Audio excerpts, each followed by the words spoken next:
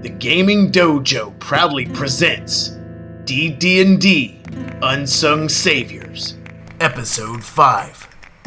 Raz has taken a liking to Anne, and he wants to go to the glory hole with her. Alright, hello everybody, welcome to the Ronin Yeti Twitch channel, where lately we've been playing a game called DDnD with all the D Unsung Saviors. Do you fucking remember that, Jake? Your own father said he choking on his teeth. I've never heard such a thing. And can you actually speak about that nowadays? No, I don't got any anymore. No, that's what I'm saying. I'm pretty sure he was choking on his dentures. That's exactly what he was doing. Billy D. Williams talks about. That's hilarious. Well, now the viewers can see that. Fucking Colt 45. Exactly what that meant. Lando talks Colt 45. Jesus. Yeah. Okay, fuck it, whatever. It works every time. It works every time, Jake. That's right, man. Is it like have a roofie in it automatically? It works every time.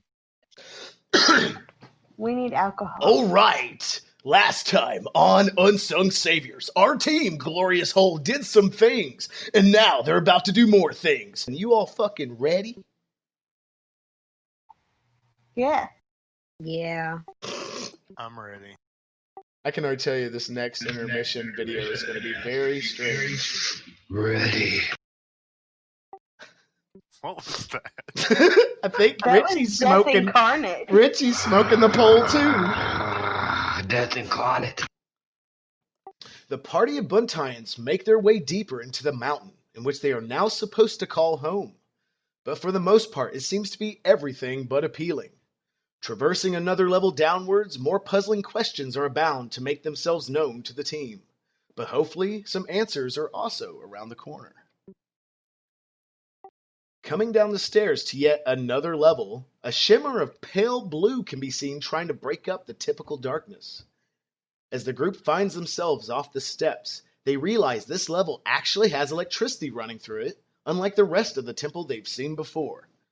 Richie, Dragon, our team lead, please take it away.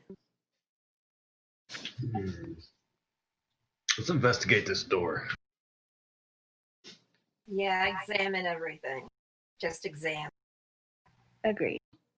A somewhat thin strip of blue light streams all around the inside of the middle of the rock walls, pulsating bright every several seconds, brightening up the area just enough to see one's surroundings. A thick, metallic sheet of metal is affixed into the middle of the western wall from floor to ceiling, resembling a doorway. There are no randomly placed furnishings or piles of trash to be seen, and the air in the room actually seems clean and almost sterile. And Feels for doorknob. How about I walk up to the door and touch it? Okay. Is that okay with you all? Yeah. How let's about see I what hope he fucks shit up? Well, remember last time, every time he tried, he got his shit fucked up. Tried, yeah, it didn't work. So this time I will gently touch it. I'm on board with Wahobie's idea. He's usually the one that has the most initiative, seems like. He wants to run up to the door and touch it, smack it, rub it, whatever. Let's see what happens.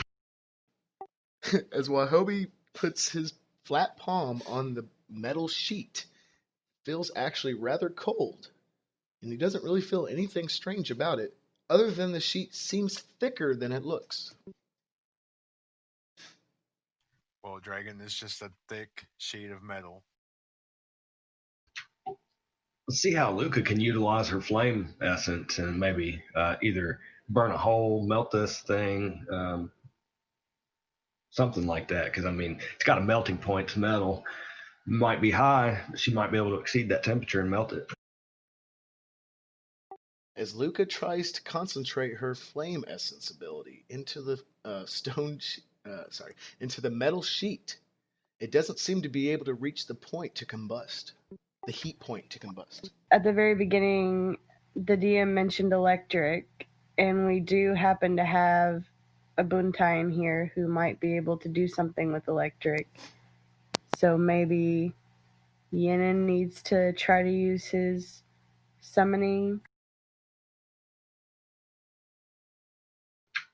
about like we focus the wind and energy powers with her flame and try to increase the power of it. Let's get that flame oxidizing. Okay, so Yinin, where do you want to pull the essence of your energy from? Because again, Buntyans are more like, and for those that know this reference, benders. They are element benders, or we call them essence users in this for now. They cannot cast magic using mana or out of thin air. They actually have to use elements around them. Hence why we were talking about there's no wind in here. So, where around you do you want to pull the energy from? Oh yes, Daddy. Team Slithering Glorious all Hole the way. can't keep together. They got their dick stuck in holes all day. They can't keep it together, but that's fine. We're moving along. Can I see electric system? Elaborate, Raz. Elaborate. Explain further. And this opens up the Transspatium Exedra. And I actually have a... Thank you. And basically, when you open the door, that's what you're seeing. You're seeing, and I will explain what it looks like if you all want to examine. Do you want to examine it? Obvi. Examine. Yes. Energizing the door and opening it was apparently just the beginning. As the thick metallic pane shutters downwards into the ground, locking into place with a slight tremor, the room on the inside slowly comes to life with a consistent hum, and hundreds of tiny lights begin to power on simultaneously. As soon as each of the small blue dots reach a certain level of luminosity, a thin line projects from each of them. They streak outwards in all directions against the wall, ceiling, and floor, bending at 45 and 90-degree turns, all staying perpendicular to one another, creating a network of brilliant patterns. When the machinery controlling the room finally settles, the humming becomes bearable in tone, and there is a decent enough glow from the lights to be able to see one another again, including their surroundings, in better detail. The surrounding facets of the room have been shaven down smooth and implanted with certain pieces of technology, while stalagmites and stalactites of hexagonal rock extrude at irregular positions. Tall clusters of both of them can be found in the center of the room, almost touching one another, taking up a bit of space. On all 7 walls, almost to the ceiling, are metallic domes with a ridged line riding to the center of each, bolts holding them into place into the stone. To the right of the entrance on the wall is what looks like some sort of device, and that's what the POI is in this room. Raz wants to sense the energy of the place. Is anyone against this idea while we wait for Richie? No, I think that's a good idea. Good me. But, okay. So as Yinin tries to sense the energy of this room, he does notice there is a large amount of technology on this level compared to the others. It's almost as if the whole level 3 and above is literally just rock.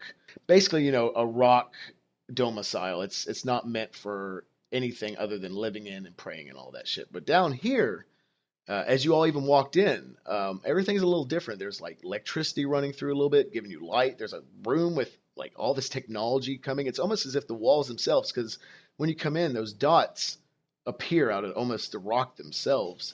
And like this line, as you can see in that picture, there were lines coming off of each dot. Those just trail out. So it's almost as if this room has a purpose, but that's all you really sense. It's just you're sensing a lot of electricity in this room that you haven't sensed anywhere else.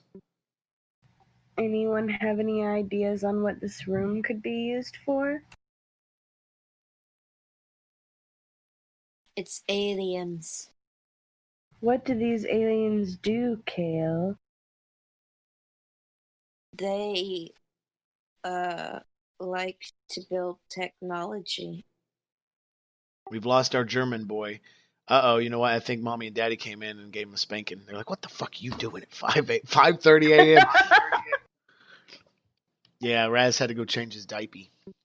I told you all last time we were all going to wear diapers this time and go at it hard. Kale knows what I'm talking about, and we're doing just that right behind the scenes. So tune in next time when we may have a behind the scenes of a session of DDnD with diapers on the heads. The fuck? I'm supposed to know something about wearing diapers on heads?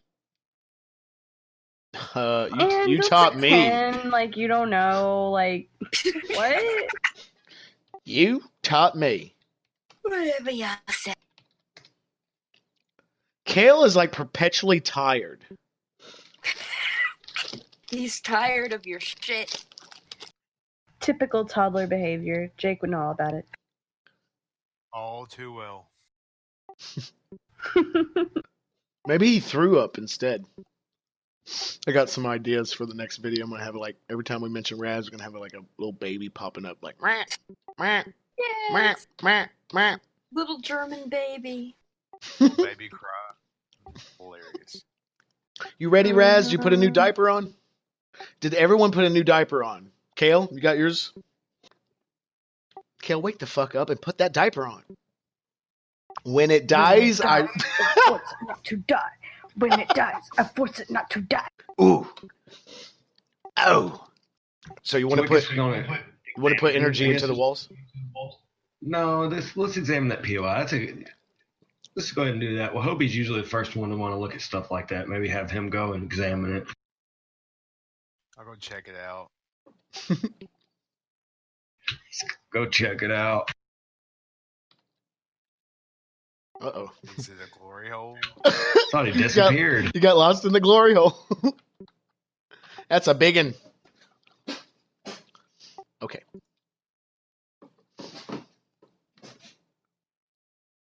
Tune in next time for episode 6 of DDnD Unsung Saviors.